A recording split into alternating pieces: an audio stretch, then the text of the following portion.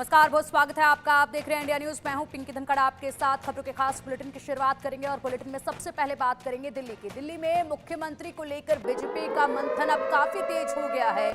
मुख्यमंत्री के नाम पर आज विधायकों से राय ली जाएगी। बीजेपी विधायकों के साथ केंद्रीय नेतृत्व की बड़ी बैठक होगी। दिल्ली बीजेपी कार्यालय में ये बड़ी बैठक होगी। दिल्ली सरकार के गठन की प्रक्रिया पर चर्चा की जाएगी। दिल्ली बीजेपी प्रभारी विजयंत पांडा, सह प्रभारी अलका गुर्जर सहित कई वरिष्ठ नेता इस बैठक में मौजूद रहेंगे।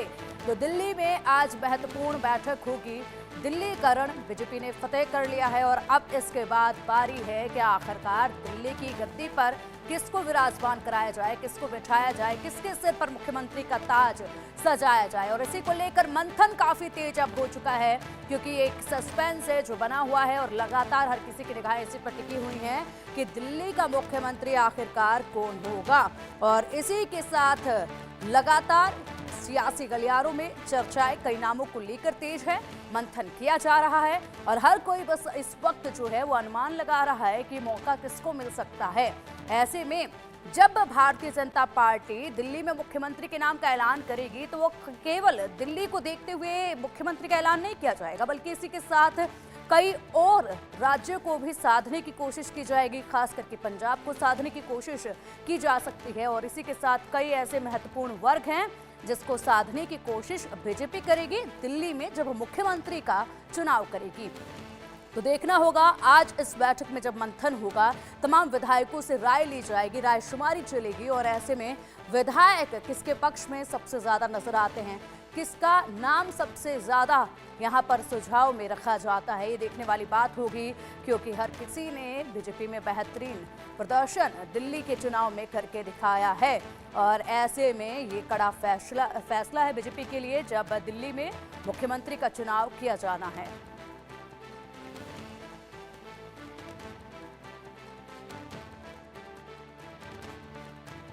काफी महत्वपूर्ण है आज की ये बैठक और सस्पेंस ये लगातार बरकरार है। हर किसी को इंतजार है उस चेहरे का, क्योंकि मंथन अभी कई चेहरों को लेकर किया जा रहा है। 3 ऐसे प्रमुख चेहरे हैं जो इस रेस में सबसे आगे चल रहे हैं। प्रवेश वर्मा का नाम सबसे आगे देखा जा रहा है और महिलाओं में से बांसुरी सरफराज का नाम सबसे आगे देखा जा रहा है। इसी के साथ मनोज तिवारी भी इस रेस में हैं। कई और भी दिग्गज इस रेस में हैं जो कि यहाँ पर दावेदार मुख्यमंत्री पद के हैं। और ऐसे में किसका चुनाव किया जाता है और ये जब चुनाव किया जाएगा दिल्ली के मुख्यमंत्री का, तो अपने आप में बहुत बड़ी बात होगी, क्योंकि हर कोई उस चुनाव के पीछे का समीकरण समझने की, जानने की कोशिश करेगा कि यहाँ पर किस किस वर्ग को, किस राज्य को खासकर साधने की कोशिश जो है की गई है, क्योंकि बहुत ही सोच समझ कर दिल्ली का मुख्यमंत्री बनाया जाएगा। ऐसे में ये कड़ा फैसला है और इसी को लेकर मंथन लगातार भारतीय जनता पार्टी में हो रहा है। एक तरफ बीजेपी जो है अब 27 साल बाद दिल्ली में काबिज होगी, तो इसी के साथ आम आदमी पार्टी जो है दिल्ली की सत्ता से बाहर हो चुकी है और दिल्ली की सत्ता से बाहर होने के साथ ही यहाँ पर अपनी पार्टी को एक बार फिर से मजबूत करने के लिए रणनीति आम आदमी पार्टी बना रही है। अब चलिए अधिक जानकारी के लिए हमारे सहयोगी आरजू सेठ का रुख करेंगे। आरजू, भारतीय जनता पार्टी लगातार अब ये मंथन तेज हो चुका है, दिल्ली का मुख्यमंत्री आखिरकार कौन होगा, बड़ा सस्पेंस है। ये कई ऐसे नाम हैं जो रेस में हैं और इस दौड़ में सबसे आगे चल रहे हैं प्रवेश वर्मा। ऐसे में जब इस नाम का ऐलान होगा, जब ये मंथन किया जा रहा है लगातार, आज विधायकों से भी जो है उनकी राय ली जाएगी, उसके बाद मंथन और तेज होगा, तो बहुत सी चीजों को साधने की कोशिश की जाएगी। बैठक कितने बजे शुरू होगी, कौन कौन इस बैठक में होगा, कौन कौन अपनी राय इसमें रखेगा, कौन विधायक किसके पक्ष में हो सकते हैं, विस्तार से जरा जानकारी बताइएगा। जी बिल्कुल, देखिए पिंकी, अगर बात करें बैठक की तो बैठक शुरू हो चुकी है और अगर बात करें तो दिल्ली बीजेपी इलेक्शन के जो इंचार्ज हैं विजयंत पांडा, वो इस बैठक में मौजूद है। इसके साथ ही जो को इंचार्ज हैं अलका गुर्जर, वो मौजूद हैं और तमाम जो सीनियर लीडर्स हैं भारतीय जनता पार्टी के, दिल्ली बीजेपी प्रेसिडेंट वीरेंद्र सचदेवा भी जो है वो मौजूद है। इसी के साथ ही एक नहीं, दो नहीं, बल्कि 40 से ऊपर मीटिंग जो है वो आज दिन भर में भारतीय जनता पार्टी की होने वाली है। और अगर बात करें तो आखिर मीटिंग का मोटिव क्या है, क्योंकि हमने जब वीरेंद्र सचदेवा से बात करी तो उनका ये कहना है कि इस तरीके की मीटिंग इलेक्शंस के बाद अक्सर ही होती हैं, जिनमें जो जो रिजल्ट आया है उसको एग्जामिन किया जाता है, यानी कि आखिर कौन कौन सी सीट थी जिन पे भारतीय जनता पार्टी जीत नहीं पाई, उनको लेकर कौन कौन सी सीटें हैं, क्या कुछ करने की जरूरत है, यानी कि फ्यूचर स्ट्रैटेजी जो है वो बनाई जाएगी। साथ ही लगातार जो कयास है वो लगाए जा रहे हैं, आखिर मुख्यमंत्री का चेहरा कौन होगा। तो देखिए सूत्रों से जानकारी मिल रही है कि एक और चीज जो है सामने निकल के आई है कि कोई भी जो विधायक है, जो एमपी है दिल्ली में, तमाम नाम चल रहे थे, बासी स्वराज का नाम चल रहा था, तो लगातार इस पे भी जानकारी जो आ रही है कि भाजपा जो है कोई भी विधायक को मुख्यमंत्री चेहरा नहीं बनाएगी, यानी कि मुख्यमंत्री नहीं बनाएगी। और लगातार इसी तरीके से जैसे आप भी बता रही थी, कई नाम हैं जो रेस में दौड़ रहे हैं, जिसमें सबसे पहले परवेश वर्मा है, जिन्होंने नई दिल्ली से चुनाव जीता है। और नई दिल्ली सीट एक ऐसी सीट है जहां जिसने कई मुख्यमंत्री जो है वो दिल्ली को दिए हैं, तो साफ तौर पर परवेश वर्मा सबसे आगे दौड़ रहे हैं। इसी के साथ ही आशीष सूद है, उनका नाम भी इसमें निकल के सामने आ रहा है। विजेंद्र गुप्ता है, उनका नाम निकल के आ रहा है। तो तमाम ऐसे नाम है नई, अगर बात करें मुख्यमंत्री चेहरे के लिए, जो लगातार खबरों में है, लेकिन फिलहाल अभी लगातार मीटिंग्स का दौर जो है वो चल रहा है। कल जेपी नड्डा ने भी मुलाकात जो है वो एमएलए से की है पार्लियामेंट के अंदर। तो लगातार देखिए मुलाकातों का दौर चल रहा है और एक स्ट्रैटेजी है, कहीं ना कहीं एमएलए से भी जानने की कोशिश की जा रही है आखिर वो किसको चाहते हैं। फिलहाल पार्लियामेंट्री जो मीटिंग है, लेजिस्लेटिव मीटिंग, जो असेंबली मीटिंग, वो बुलाई जाती है और उसके बाद एमएलए से जो लीडर है वो चुनने की बात जो है वो कही जाती है। उसके बाद चीजें क्लियर हो जाती हैं। फिलहाल अभी की बात करें तो मीटिंग जो है वो चल रही है दिल्ली बीजेपी में, जिसमें तमाम बड़े लीडर जो है वो मौजूद है। बासी स्वराज भी मौजूद है, रणवीर सिंह बिदूरी मौजूद है, परवीन खंडेलवाल मौजूद है, वीरेंद्र सहसेवा खुद उसमें मौजूद है। और लगातार मंथन जो है फ्यूचर स्ट्रैटेजी को उसको लेकर किया जा रहा है।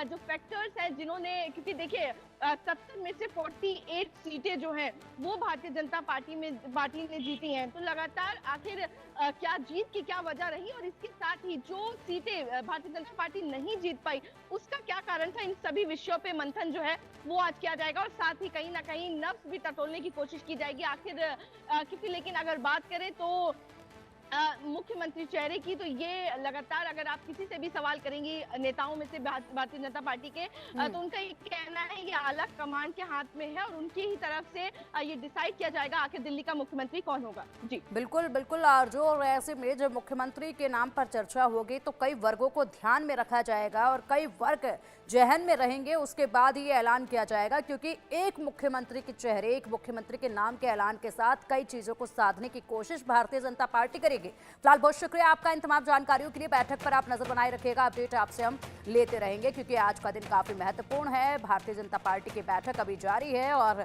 इसके बाद जब बैठक समाप्त होगी तो बहुत कुछ निकलकर इस बैठक से महत्वपूर्ण जानकारियां सामने आएंगी। किसके नाम पर सबसे ज्यादा यहां पर रायशुमारी हुई है, किसका नाम सबसे ज्यादा चर्चा में रहा है, ये देखने वाली बात होगी। और बहुत जल्द दिल्ली की जनता के लिए, देश की जनता के लिए सस्पेंस खत्म हो जाएगा और दिल्ली के मुख्यमंत्री के नाम का ऐलान हो जाएगा।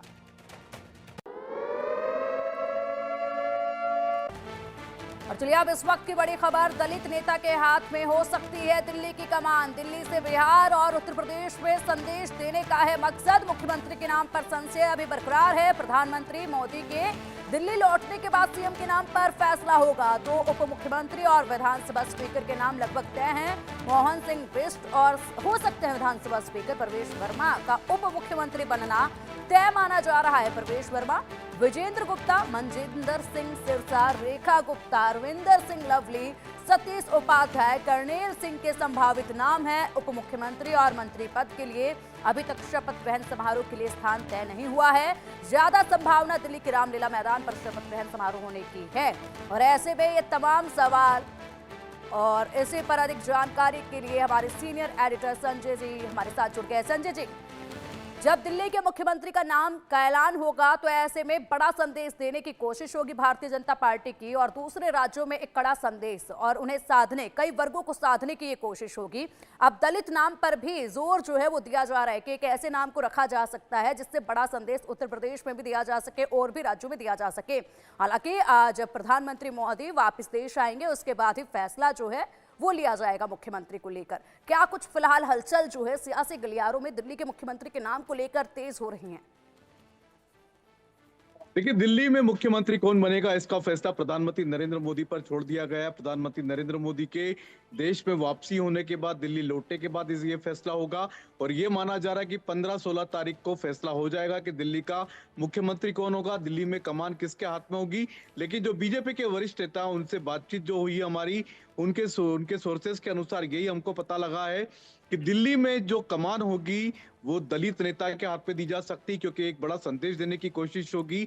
दिल्ली के बाद में बिहार में विधानसभा के चुनाव होने, उसके बाद में उत्तर प्रदेश के विधानसभा चुनाव आ रहे हैं, तो दिल्ली से बिहार और उत्तर प्रदेश को साधने की तैयारी होगी। हमने देखा था 2024 के लोकसभा चुनाव में भी संविधान और बाबा साहब अंबेडकर के नाम पर एक तरह का नैरेटिव गढ़ा था विपक्ष ने, और उसका काफी कुछ खामियाजा बीजेपी को भुगतना पड़ा था लोकसभा चुनाव में।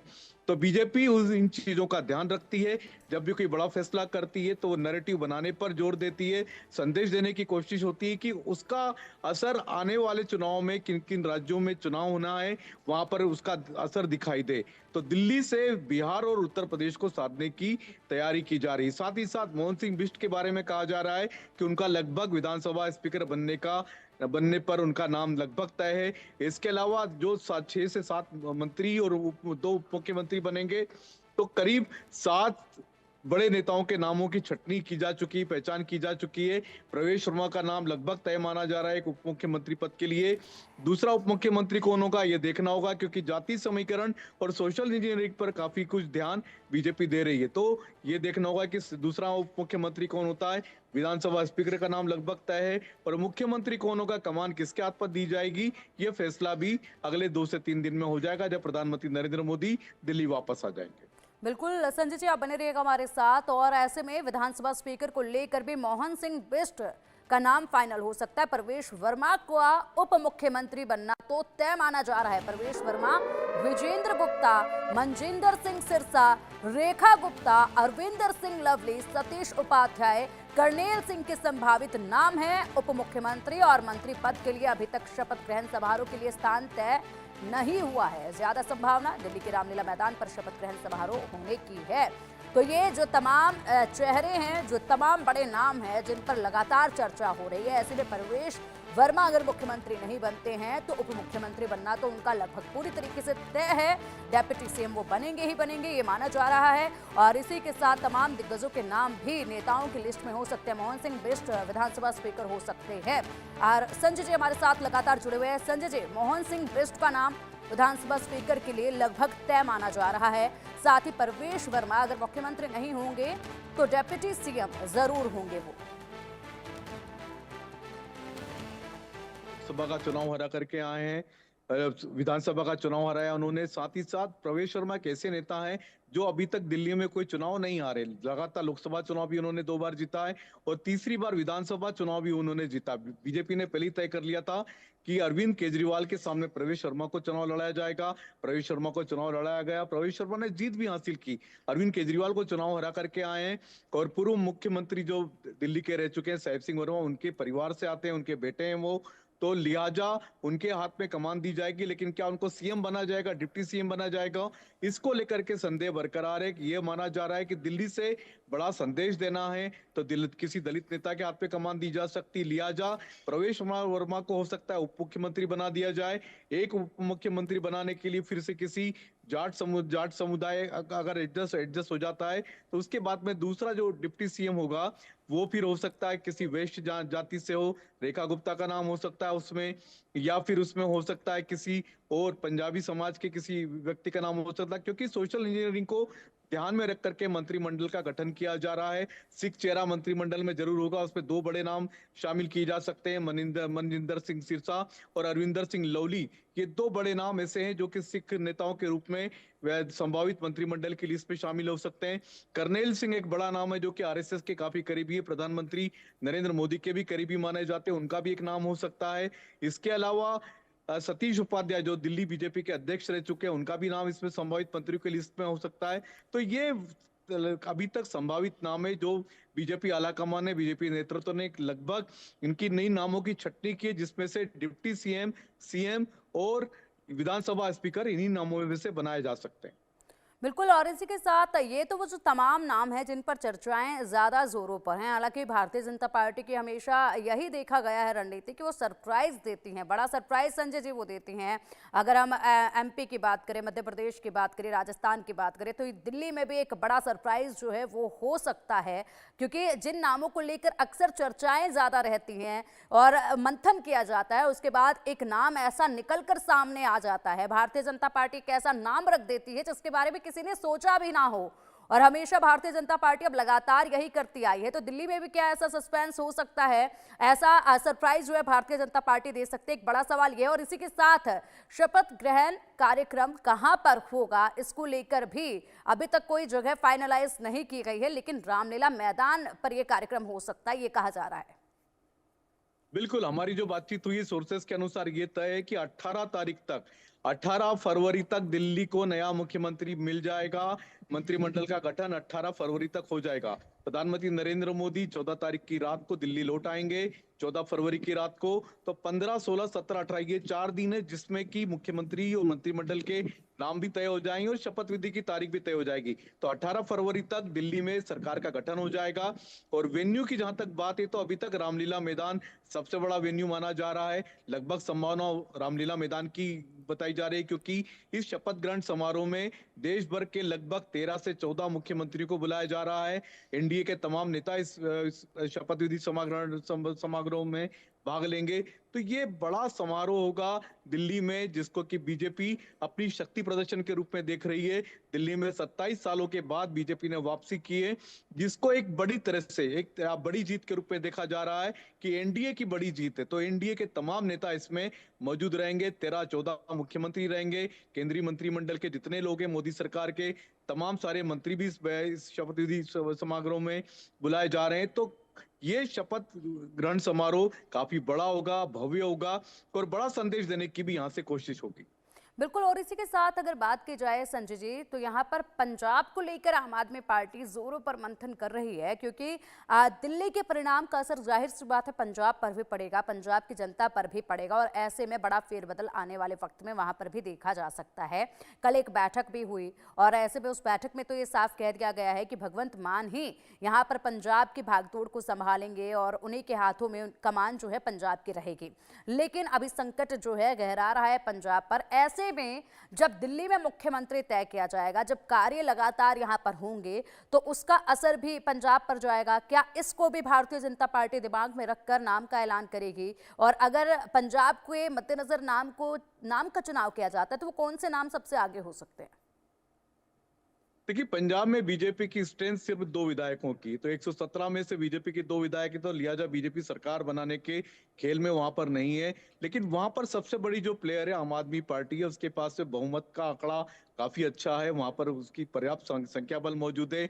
30 विधायक भले ही उनके कांग्रेस पार्टी के संपर्क में भी हों, तब भी उनकी सरकार नहीं गिर रही है। लेकिन इतना जरूर है कि आम आदमी पार्टी का जो मुख्य बेस था, मुख्य आधार था, वो दिल्ली था। अगर दिल्ली ढह गया तो फिर पंजाब में जो आम आदमी पार्टी है वो टिकी नहीं रह सकती, क्योंकि उसका बेस टूट चुका है, बेस गायब हो गया है। तो जिस तरीके से बेस गायब होने के बाद में इमारतें टूट के नीचे बिखर जाती है, तो पंजाब में आम आदमी पार्टी का वो हाल आने वाले समय में देखा जा सकता है, जिसको लेकर के आम आदमी पार्टी में चिंता है। और उनको लग रहा है कि कहीं ना कहीं पंजाब में आने वाले समय में आम आदमी पार्टी बिखर सकती है, टूट सकती है, और सरकार भी उनके आगे चल करके जा सकती है।